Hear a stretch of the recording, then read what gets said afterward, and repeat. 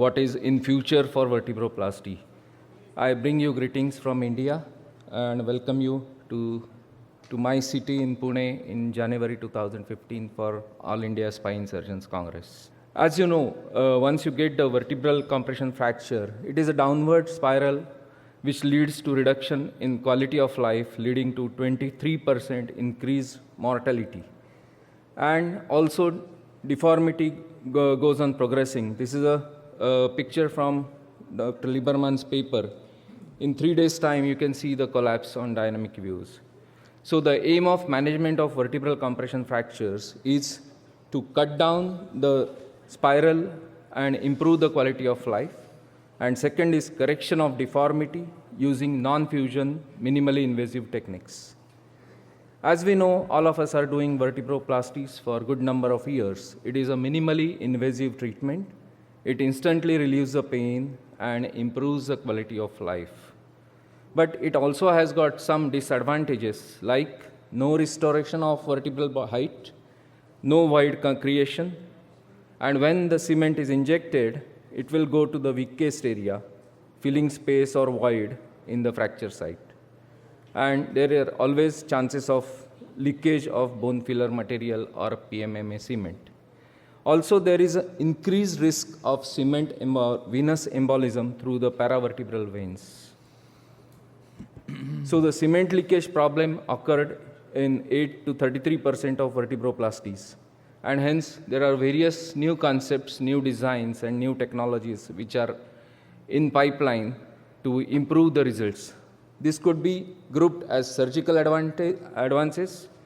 It could be as newer cementing materials and combination of MISST techniques with fixation devices for complicated problems. So I will deal with each one of them separately. Looking at new devices, we have developed a new device which has got multiple channels for cement delivery. Also, it has got a locking system, and cement pusher delivers the cement completely and does not block the device. This is a simple device which has locking system. It fits with any syringe available anywhere in the world. And you can see there is a three-dimensional feeling which occurs because of multiple channels.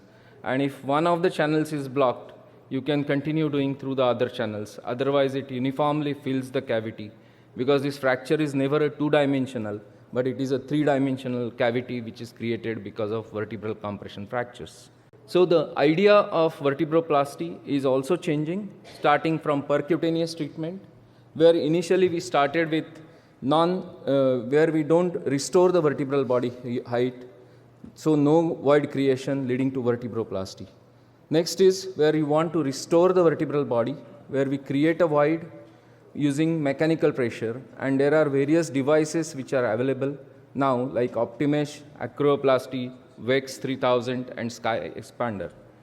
When we are using hydrostatic pressure, it is a kyphoplasty, famous Kyphex implant which has been tried all over the world.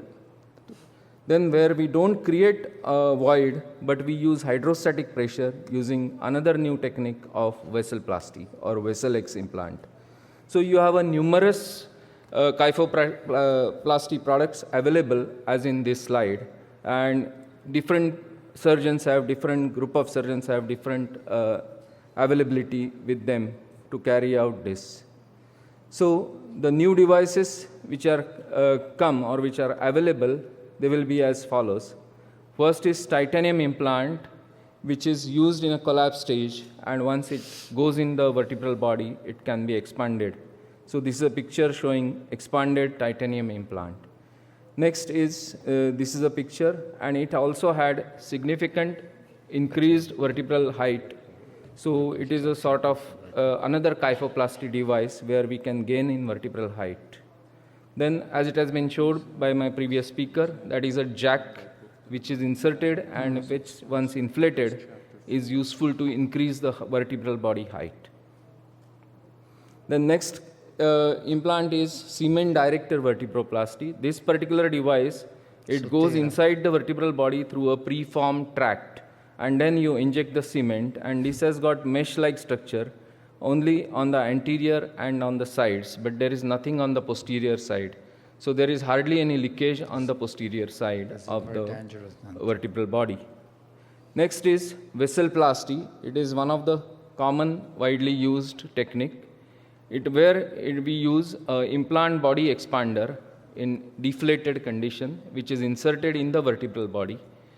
This consists of a PET non-stretchable container of having pores of 100 microns, which provide the cement to interdigitate with the bone marrow or vertebral body marrow. So it is useful to increase the height of the vertebral body as well as to have interdigitation with the bone marrow or vertebral body marrow. So it works like on the principle of kyphoplasty, where you are able to lift the height. Then the cement, it interdigitates. That is, it acts as a controllable vertebroplasty and allows bone to go around and hold the marrow with the implant. And that is how the stabilization occurs, and there are less chances of post-collapse. This is one case, complicated. This lady was treated conservatively for 8 weeks, and she had this picture. We did this vesselplasty under local anesthesia. A tract is formed, an implant is delivered in a collapse stage, and once you start injecting, you can see the implant is expanding, and this is a final correction and final position of the implant. So there is another case. This is a lady collapsing for 6 weeks, and then they tried all non-operative treatment, including local heat, hot water bags, and this was her skin condition, and she could hardly walk. So this is her on-table picture during surgery. This is at the end of the procedure. You can see so much of opening. Then these are 8 weeks dynamic flexion extension views. You can see there is hardly any collapse, and this is the final result, where this is a scar and you can't find the patient lying down anymore. So to conclude, vesselplasty is another non-fusion MISST technique where you can restore the height as well as prevent the cement leakage. Another new implant which is available now is a Kiva procedure, in which Nitinol coil guide wire is introduced first, and over that PEEK implant is introduced, and through its holes you can inject usually about 2 cc of PMMA cements, so which gives good stabilization for the vertebroplasty once you gain the height, and after that cement stabilizes the fracture. Then there is another modification of the vertebroplasty procedure using radiofrequency targeted vertebral augmentation, in which you have an initial device which cuts the areas in the marrow, and in this you inject radiofrequency augmented vertebral cement to stabilize it. This is also shown to give better results and good stabilization. Then coming to the next module where the future is being tried is alteration of cement material. As you know, ideal cement material should have low exothermic action so that it doesn't injure, thermal injury to the cord is not there.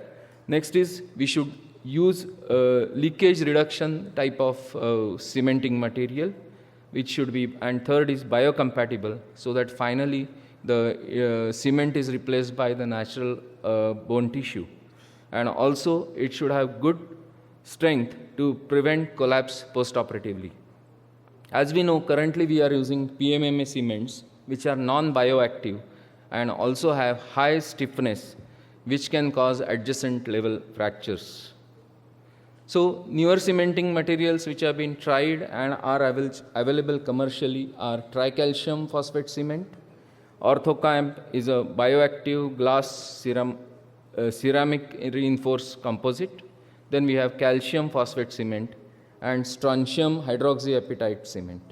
We'll see which positive points of each one by one. The tricalcium phosphate cement it might be an interesting alternative to PMMA. This has been published and it has shown good results as with kyphoplasty.